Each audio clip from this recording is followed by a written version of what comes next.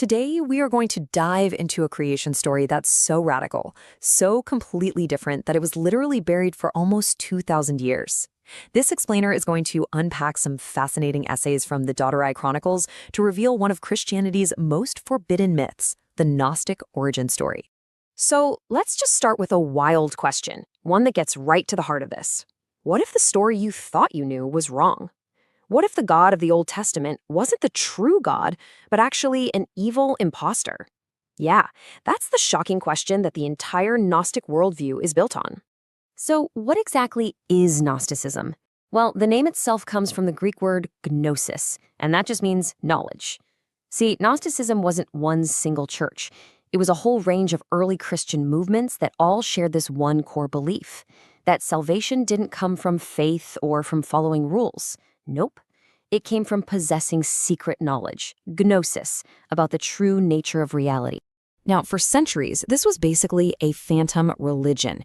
The Gnostics were branded heretics by the early church, their gospels were hunted down and systematically destroyed, and, well, their beliefs were thought to be lost forever.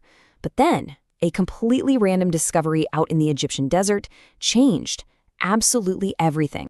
You know, what's incredible is how close we came to never even finding these texts. It's 1945, and a farmer just stumbles on a sealed jar with 13 ancient books inside. They pretty quickly fall into the black market. There's even a story that his mom used one of the books as kindling for a fire. Can you imagine? One book finally pops up in 1951, but it wasn't until the 1960s that the whole collection, what we now call the Nag Hammadi Library, was finally available, and it just opened this incredible window into a lost world. And among all those texts was a total bombshell. One of the most important was a book called the Apocryphon of John. It claimed to be a secret teaching from Jesus himself, and it laid out the Gnostic creation myth in stunning detail. It's like a dark, twisted reflection of the book of Genesis. All right, part one, the Gnostic creation myth. This is the story of how our entire universe was basically a cosmic accident. So this is where things get really different. Forget everything you know about monotheism. The Gnostics believed in two gods. You have the Great Spirit, the true God, this perfect, unknowable being of pure light that exists completely outside our universe. And then you have the Demiurge, the false god.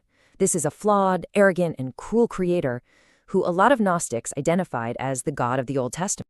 Okay, so where does this true God live? In a perfect heavenly realm called the Pleroma. Just try to imagine a place of pure light, totally outside of time and space, where the Great Spirit and these other divine beings, called aeons, just exist in absolute perfection. That, for the Gnostics, is our true home. So the story begins right there, in the Pleroma.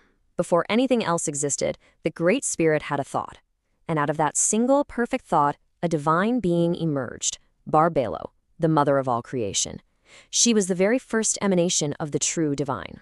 Now, from the Great Spirit and Barbelo, other aeons began to emanate, kind of like rays of light from a star. But this is where the cosmic story takes a disastrous turn. The final aeon to emerge was named Sophia, which means wisdom. And she acted alone.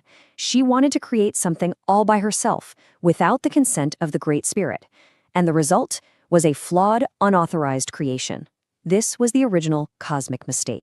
And what she created, oh man, it was a horror. A cruel, twisted creature with the face of a lion, the body of a snake, and eyes that flashed like lightning. This thing was Yaldabaoth, the Demiurge. He was a monstrous mistake, born from an act of creation that never should have happened. Because he was so flawed, so imperfect, Yaldabaoth was immediately cast out of the Pleroma. He was thrown down into a dark, empty void. And alone down there, in his own dark little realm, his ignorance and arrogance just completely took over. He looked around, saw no one else, and declared, "I am God, and there is no other." So now, Yaldabaoth, this false god, starts to create our universe. He shapes the physical earth and the stars, and to help him rule his new kingdom, he makes 7 monstrous beings called archons.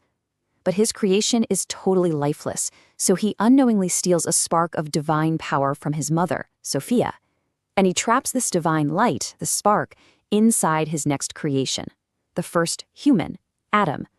And to make sure Adam never realizes where he truly comes from, he builds him a beautiful prison, disguised as a paradise, the Garden of Eden. And this is the great Gnostic flip. In this story, Eve isn't the tempter who dooms humanity. She is the hero.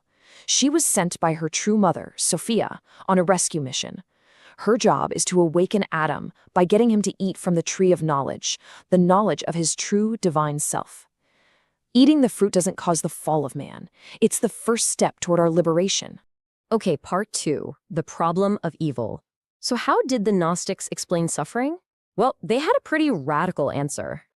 You know that age-old question, if God is good, why is there so much suffering in the world?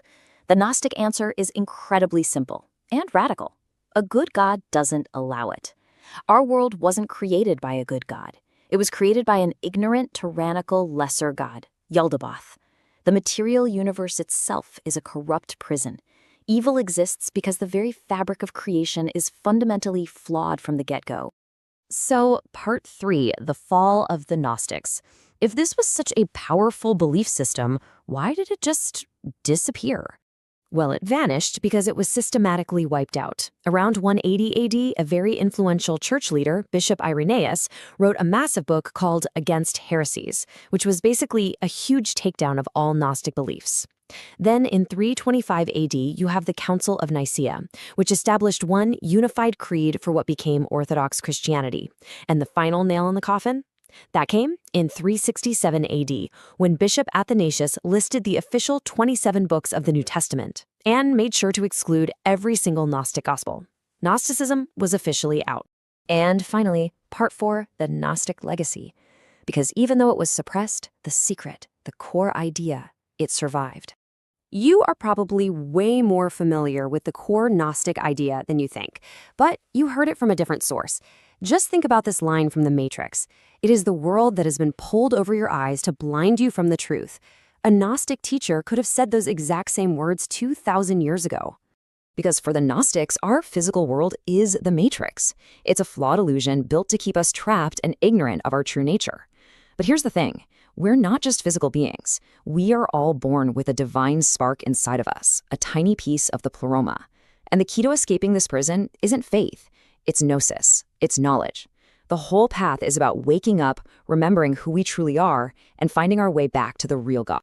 Learning about this stuff, it honestly feels like peering into a parallel universe of belief, doesn't it? It really makes you wonder, what would our world, our whole culture, our values, what would they look like today if Gnosticism and not Orthodox Christianity had won? If you're interested in this mythology, be sure to visit the Tori Chronicles right now at tori.substack.com and search the archives for the term Gnosticism.